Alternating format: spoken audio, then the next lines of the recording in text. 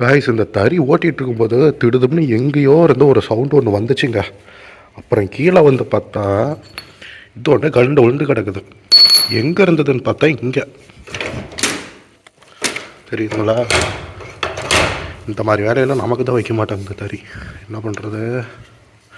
சரி, இது எப்படி பூட்டுறதுன்னு சொல்லி பார்க்கலாம். இப்போ ஃபஸ்ட்டு நம்ம என்ன பண்ண போகிறோம் அப்படின்னா, இதை வந்து இதுக்குள்ளே லாக் பண்ணிக்கலாம்.